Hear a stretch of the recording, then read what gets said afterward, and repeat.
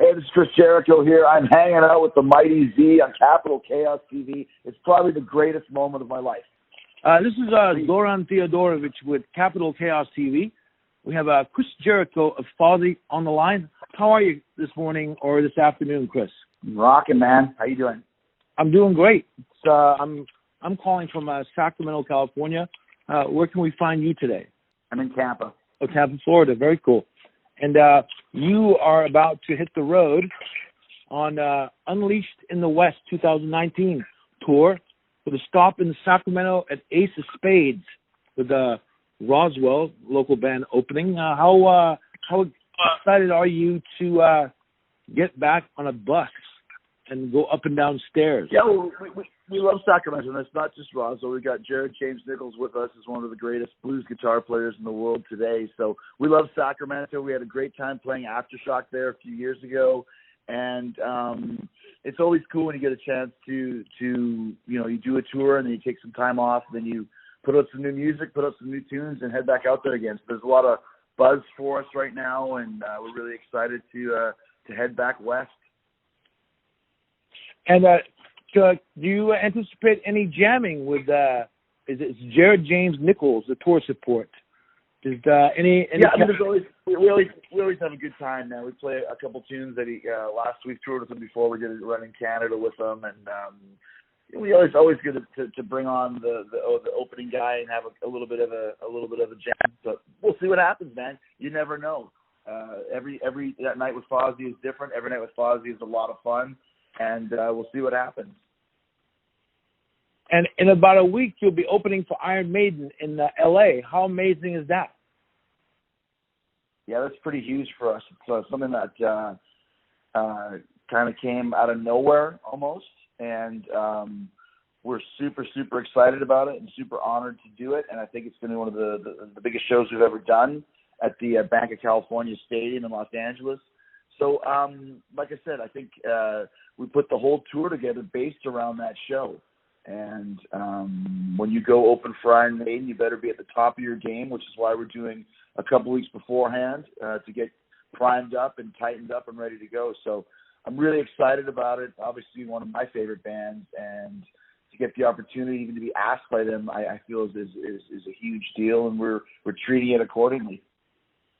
Which would you say are your favorite of the Paul Di'Anno albums? Well, there's only two of them, so I like them both. I'd say probably the song Phantom of the Opera is my favorite. I love the song Killers. I love Murders in the Rue Morgue. There hasn't been an era of Iron Maiden that I haven't loved. You have a brand new single, Nowhere to Run. It's on YouTube, on your own channel, as well as all the other platforms. What kind of reaction have you gotten from your fans? It's been huge, man. Like I said, we've been having it's been a great response right away, and I think it's one of those tunes that's very catchy. There's a lot of hooks to it, and we're excited about it, man. It's something that Sony Music, our new record label, wanted us to do another song to keep the momentum rolling, and that's what we did. And so far, so good. So we're really excited about it, and I think we've got another hit on our hands already. And it says here that you might actually come from, is it true that you come from Scottish heritage? Not really. I mean, it's kind of a dog's breakfast. I think one part of my family's from the Scottish side, but my mom's side is Ukrainian, so it's a little bit of everything. Do you dabble in any foreign languages at all? I can speak Spanish from when I lived in Mexico. A little bit of I can read Japanese, but I can't. I can speak American and Canadian. Now, your situation is somewhat unique, as you already had a successful career prior to music, and you didn't necessarily have to sign it all away on the dotted line, as many maybe struggling young and up-and-coming artists. Having said that, have you had to endure some scams or shady business that you managed to avoid? Yeah, I mean, I think once again, because of who I am and my name, I think we've had a lot of people. We've had to work twice as hard to get people's respect in a lot of ways. But once we did, we've got the respect for life. So I think that, every band has to kind of make their own way. And we had to do that too. I mean, there was never any easy rides for us just because Chris Jericho's in the band or because Rich Ward's in the band or whatever you might think. So I think it's the same thing. You got to work hard and you got to be ready to take advantage of the opportunities when they come.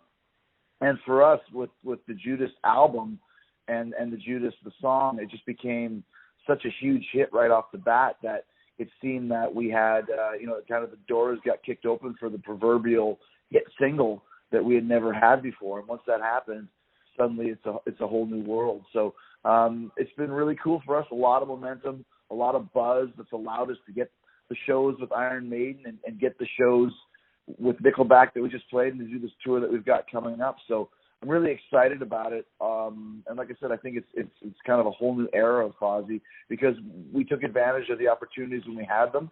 We always were very well rehearsed. We were always very, very tight as a band. And when those opportunities came, we were ready to go. So I think we took a lot of people by surprise because we were prepared when we got the opportunity to go to the next level. A true professional. That's what you have to be, man. Absolutely. So you have the new record coming out. You are also in a new movie this year. Plus you have a new record label, so it's full speed ahead.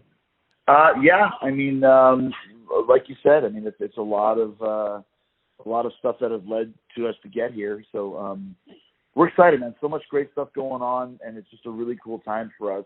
And it's great to have some new music out. It's great to have, this buzz building up about us again and getting ready to go back out there on the road and then just make it even better, make it even bigger. And what kind of pressure and expectations did you have putting the new album together?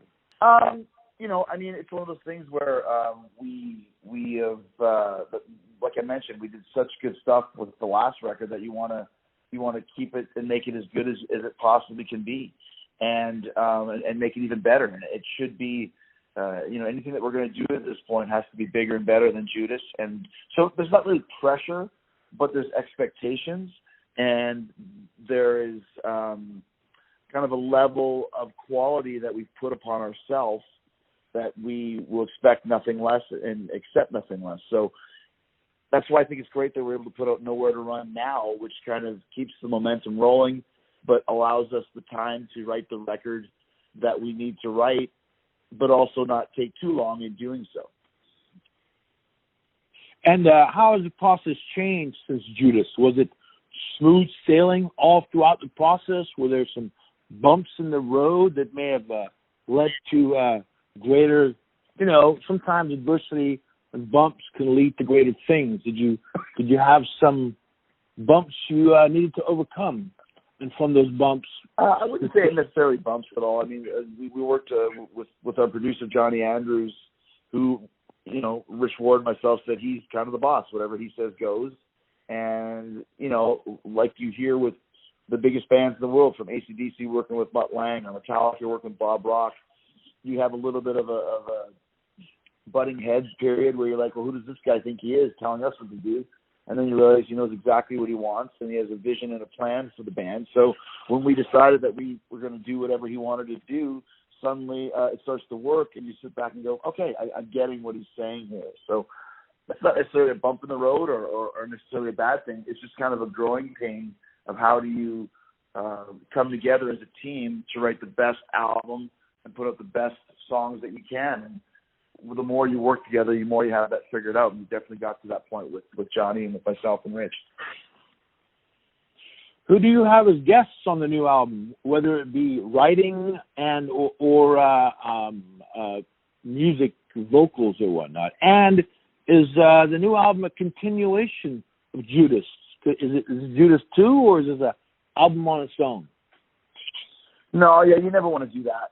You never want to do a Judas 2. We're obviously just continue the vibe and continue the momentum that we have. And we've been writing some very hooky songs. And as far as guests, I mean, we're not even close to that yet. And the only time we ever use guests is if we find somebody that adds to the song rather than a stunt casting. And we've had some great ones in the past, from Michael Starr from Steel Panther and Mark Tremonti from Alter Bridge and Zach Wilde and Marty Friedman. But I think if we're going to have somebody to guest with us, it's going to be somebody that adds to the song outside of the musicians that we already have playing and working with us as it is. So, but like I said, I think one thing that we've really figured out is we know how to write a song that appeals to radio. And as a result of that, I think that we really understand who we are as a band and how to get those songs on the radio, which is a very important element to building a band in this day and age. Just a few more questions. I guess I'm almost out of time. How does performing to wrestling fans differ from performing to music fans? There's no such thing. I mean, you're either a fan of Fozzy or you're not. I think at first there was a lot of people who came just as wrestling fans and maybe were confused that we weren't wearing, tights and jumping off the top rope and singing about suplexes. It's two completely separate things. And I think if you ask, it's Jared Leto, how do you sing to movie fans and not music fans? I mean, if people are coming to the Fozzy show, they're either Fozzy fans or they've heard of the band, especially now at this point. When we first started out, there was a lot of people that were a little bit confused as to what was going on. But I think at this point, people know who we are or know what the concept of the band is and know that when Jericho's singing with Fozzy, it's not a wrestling thing. And when Jericho's wrestling, it's not necessarily a Fozzy thing. And when Jericho's doing a podcast, it's not an author thing. So I think you can wear different hats and have different kind of points on your brand that you can do. So I think fans of Chris Jericho or wrestling fans or Fozzy fans, they all come to the show and have a great time because it's about the energy and about the attitude and about the vibe and about having a good time. Finally, one of my favorite covers that you do is Free Will Burning by Judas Priest. What new cover songs have you added to the Fozzy arsenal that you might use when the time is right? Well, we don't do really covers on our records anymore. We'll do them when we do our VIP meet and greets. We do a little kind of a mini song, or a mini concert for the VIPs. Play 4 or 5 songs, a couple originals, a couple songs that we don't usually play, and a couple covers. There's always a couple AC/DC ones in there. We'll throw, like you said, a couple Priest songs in there, maybe a little Scorpions, a little Quiet Riot, that type of stuff. But that's just for fun. People enjoy kind of hearing those and sing along. That's just kind of when we're sound checking. And finally, do you have anything you'd like to get out to anybody that might be listening to this? We're just excited, man. Like I said, we had a great show a couple years ago at Aftershock in Sacramento. It's it was a great festival. You guys have it there every year. And I think this might be our first gig in Sacramento as a headliner.